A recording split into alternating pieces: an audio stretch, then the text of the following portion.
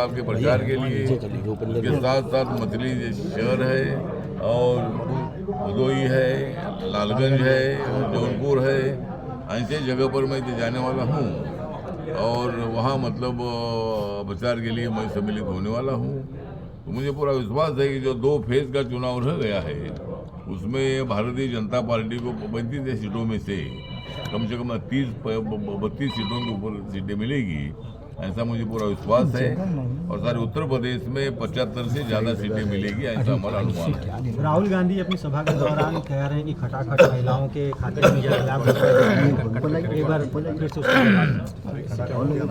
क्या राहुल खटाखट वाला हमारे लोगों से सरकार बननी पड़ेगी। नहीं, राहुल गांधी जी बोल रहे हैं कि अगर उनकी सरकार आती है तो महिलाओं के अकाउंट में खटाखट खटाखट खटाखट खटाखट 1 लाख रुपए भेजेगी। लेकिन यहाँ लोग पटापट मोदी जी को वोट दे रहे हैं और मोदी जी सत्ता में आएगी तो इनका खटाखट कैसा बैंक में पैसा जाएगा। इसीलिए राहुल गांधी खटाखट गाला बोलते रहेगी, लेकिन हम लोग महिलाओं के बैंक में पैसा डालेंगे, उनको करोड़पति बनाने का काम हम करेंगे, ऐसी हमारी पूरी भूमिका है। सर, सपा के आजमगढ़ के प्रत्याशी धर्मेंद्र यादव ने समाजवादी पार्टी के धर्मेंद्र आजमगढ़ के प्रत्याशी ने सरकार पे आरोप लगाया है कि अखिलेश यादव की सुरक्षा को लेकर सरकार गंभीर नहीं है। कल आजमगढ़ में जिस तरह की घटना हुई है उसको लेकर उन्होंने सरकार पे आरोप लगाया। मुझे लगता है ये आरोप ये लगाते रहते हैं, लेकिन सरकार हर बात पर संवेदनशील है, हर बात पर सरकार गंभीर है और जो भी इंसिडेंट होता है उसके लिए सरकार की तरफ से कार्रवाई होती है। या योगी आदित्यनाथ जी की सरकार बहुत ही बड़ी एक्टिव है। यहाँ का जो गुंडा राज है, इस गुंडा राज को खत्म करने का काम जो है ये योगी आदित्यनाथ जी ने किया है।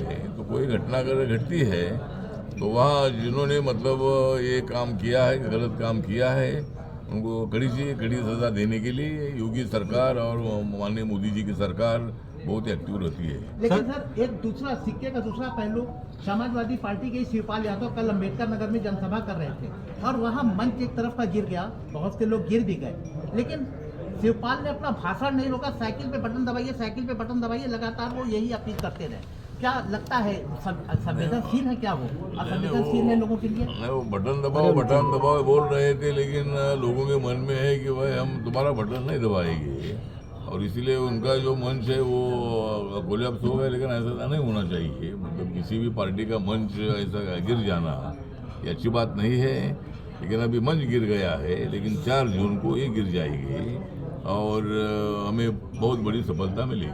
केंद्रीय मंत्री अनुप्रिया पटेल का बयान बहुत तेज वायरल हो रहा है। उन्होंने राजा भैया को लेकर बयान दिया है, जिसके बाद उत्तर प्रदेश में खासतौर से मिर्जापुर की सीट को लेकर गर्म हो गया माहौल। क्या लगता है आपको, अनुप्रिया पटेल को ये बयान देना चाहिए था? बयान दिया है कट कर रहे हो ना, नीचे जो है राजा पैदा नहीं होता है। ऊपर कहाँ लगा जो राजा भैया के बारे में जो अपने प्रतापगढ़ में नीचे कर लीजिए गुंडा प्रतापगढ़ भैया राजा भैया प्रतापगढ़ के है, रहने वाले हैं, उनका बैकग्राउंड पूरा उत्तर प्रदेश जानता है। और राजा भैया के बारे में मतलब खाली वोटिंग लेने से वो राजा नहीं बनता है। ये जो उन्होंने बताया ये बात सही है कि कुछ गुंडा लोग भी जो है उनको भी वोट मिलता है, वो तो मतलब लोगों को गुमराह करके उनको डरा कर वोट लेते हैं। ऐसे कई लोग चुनकर भी आते हैं। भैया आ रहा है ऐसा वोट मिलने से राजा आपका नीचे इधर फ्रेम है ना, राजा हो सकता है। फ्रेम हमें दिख रहा है ना आपका। राजा बनने के लिए मतलब बहुत सारा वोट लेना चाहिए, बहुत सारा सत्ता में आना चाहिए। तो ऐसा जो अनुप्रिया पटेल जी ने बोला है वो तो सही है। अमित शाह जी ने कई बार साहब क्यों कह रहे हैं योगी जी को रावण, क्यों कह रहे हैं? मुझे लगता है कि नाना पटोले जी योगी जी को रावण बोलना उनमें बिल्कुल तथ्य नहीं है।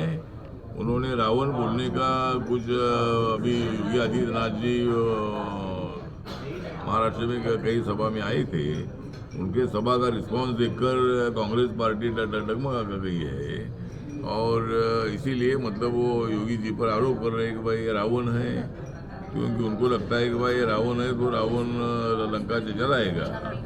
लेकिन अगर उनको रावण बोलते हैं तो कांग्रेस पार्टी के लंका जलाने का काम करेंगे और लेकिन मोदी जी के नेतृत्व में काम करने वाले योगी आदित्यनाथ जी एक बहुत बड़े एक्टिव नेता भी बन गए हैं, धर्मगुरु तो है ही है, लेकिन उन्होंने अपना जो इमेज है बहुत ही अच्छा बनाया है।